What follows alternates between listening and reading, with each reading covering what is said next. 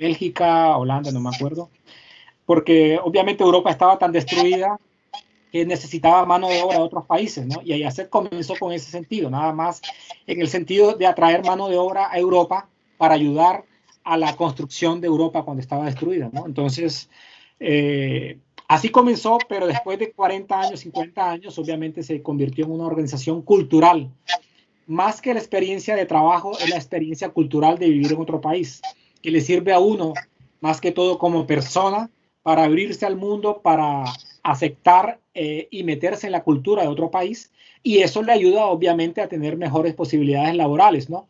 Porque antes de tener una posibilidad laboral, debes tener más que todo una apertura mental, cultural como tal, para poder tener esa apertura laboral como tal. Entonces, primero como tal, esa apertura cultural y mental que uno debe tener antes de meterse en la apertura laboral, ¿no?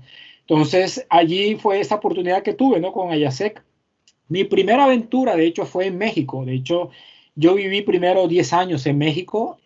Como te digo, yo apenas tuve alrededor de un año y medio de experiencia laboral en Colombia y enseguida me fui para México. Mi oportunidad era nada más trabajar un año. Eso fue en el 2000.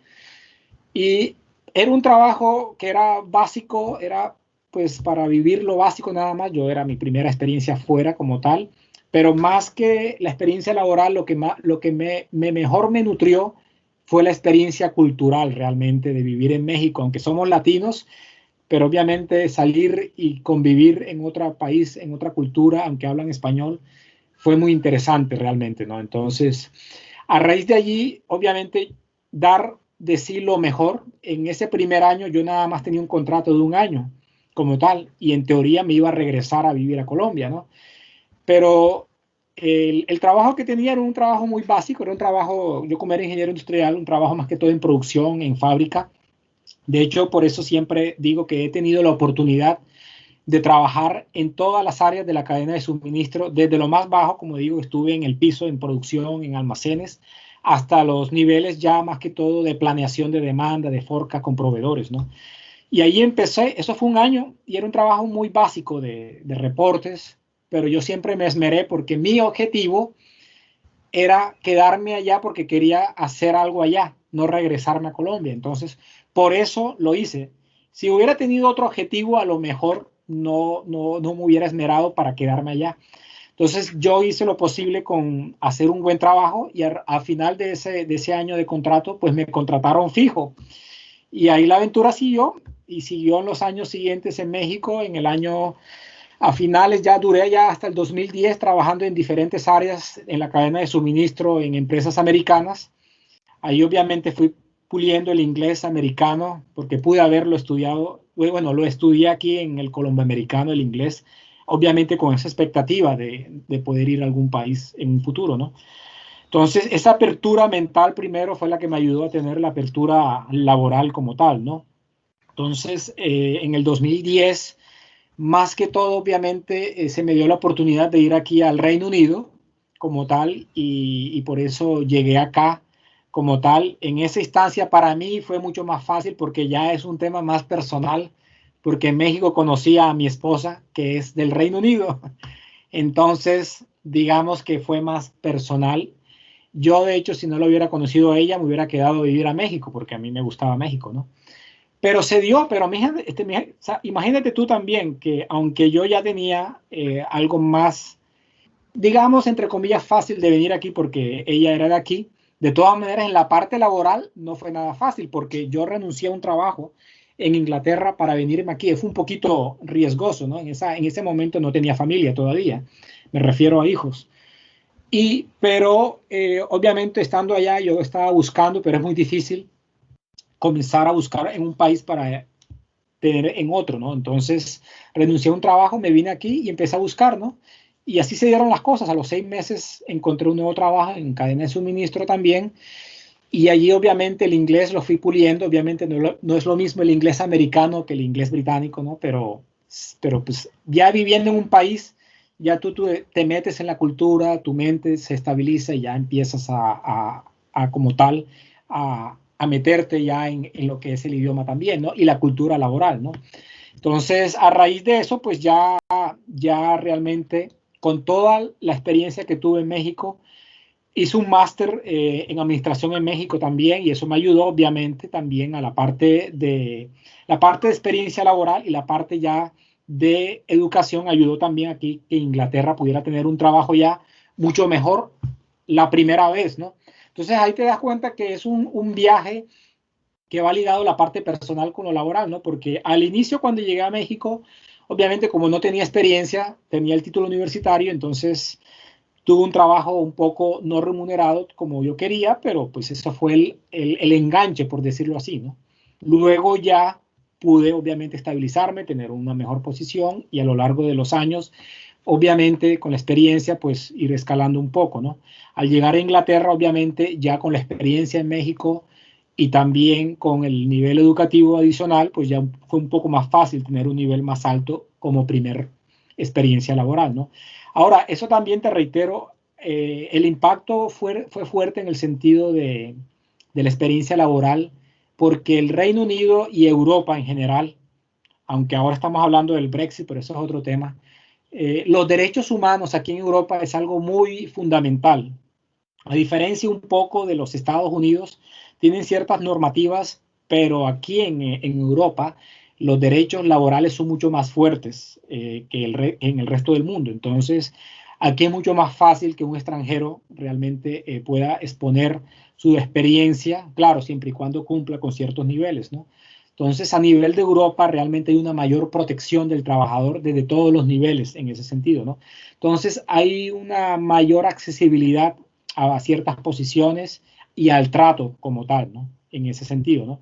Obviamente, hablando del tema de comercio ético, pues donde hay vulnerabilidad siempre va a haber riesgos, ¿no? Como los casos de los migrantes africanos que cruzan el Mediterráneo a ir a países en Europa, y obviamente estos propietarios se aprovechan de esas personas, ¿no?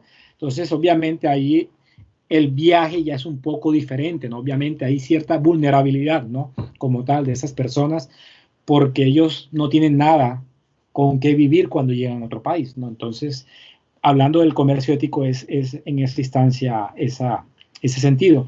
Entonces, es un poco esa apertura mental, esa apertura de comunicación, los contactos a nivel internacional ahora es mucho más fácil realmente, ¿no? Entonces, ahora con las redes de comunicación, las redes laborales como LinkedIn, y ahora con el COVID-19, el COVID-19 es algo que se ha prestado. Obviamente es una situación difícil a nivel mundial de muchas familias, pero tiene ciertas oportunidades. ¿Por qué?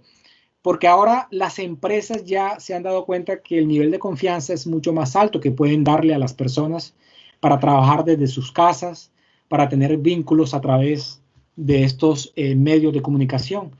Porque antes de la pandemia esto era muy raro realmente. Sí habían conexiones a nivel internacional de webinars y todo esto, pero no era lo común.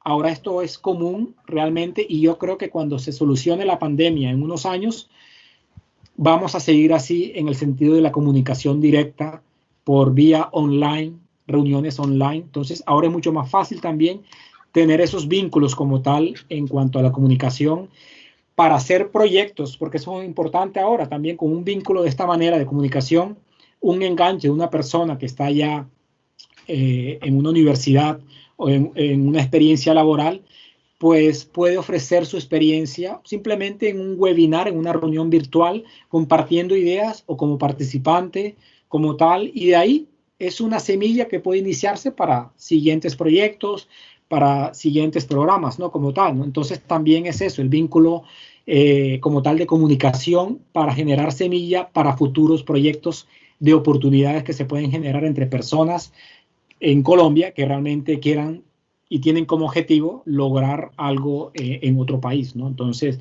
eso es un poco a nivel general. No sé si me expliqué, si Sí, hay algo claro, adicional claro, ahí. claro que sí. Muchas gracias, doctor John, por compartirnos su experiencia de vida y su experiencia profesional muy enriquecedora para nuestros estudiantes que están hoy en la conferencia. Voy con unas preguntas cortas, rápidas, porque sabemos de su tiempo, ¿verdad? Y ya estamos llegando prácticamente, digamos, al final de la conferencia. Hay una pregunta acá de un estudiante, Mónica Castrillón, que nos dice, ¿cuál sería el punto clave para acabar con la esclavitud laboral en los diferentes países y recibir un trabajo digno?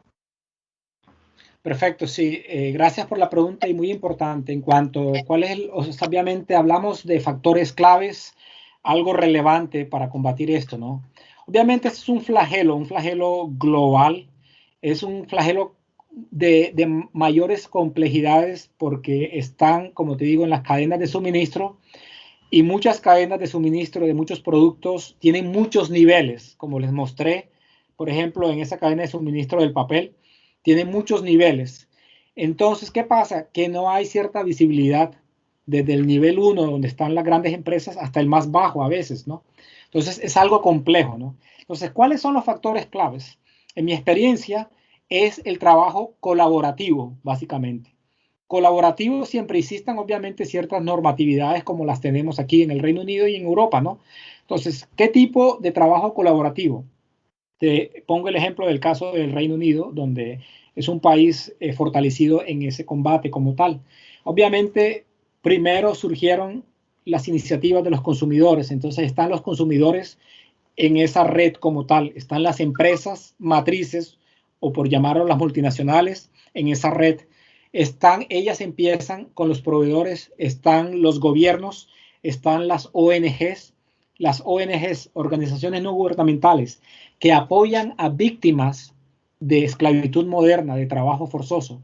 Entonces, todas esas organizaciones se deben sentar de manera frecuente para compartir estos programas, para compartir las situaciones que se presentan en cuanto a los casos de esclavitud moderna en las empresas, y no solamente en las empresas. Aquí estamos hablando del comercio ético. Cuando hablamos de comercio, obviamente hablamos de empresas, ¿no?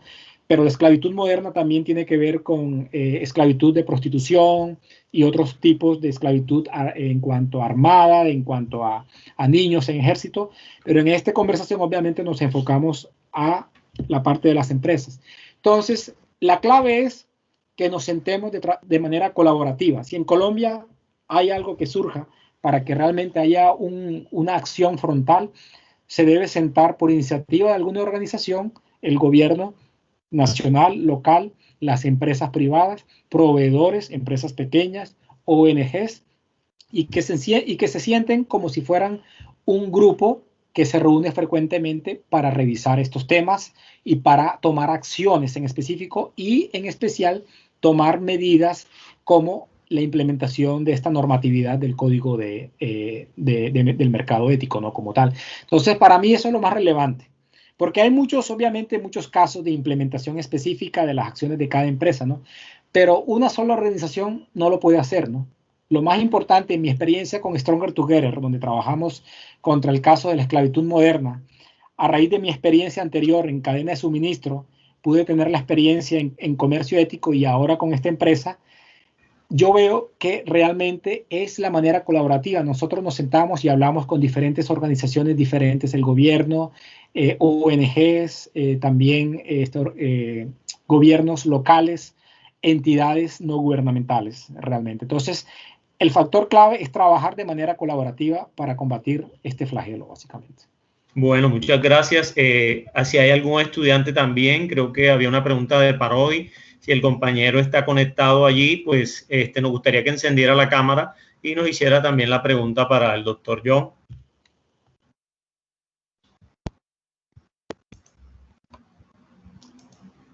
Si hay algún otro compañero con mucho gusto que quiera intervenir, hacer una pregunta al doctor John, adelante, encienda su cámara, ¿verdad? Y nos regala la pregunta.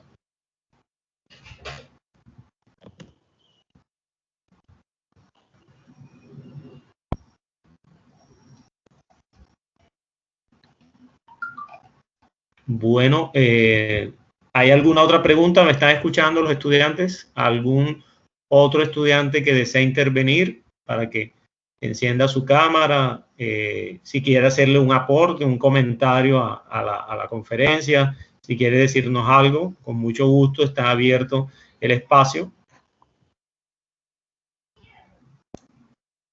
Bueno, voy a leer entonces una pregunta que había hecho un estudiante por acá. Adelante, ¿hay algún estudiante? Bueno, una pregunta fue, doctor, ¿la esclavitud laboral es algo que en muchas partes del mundo entero no se va a acabar? Nos dice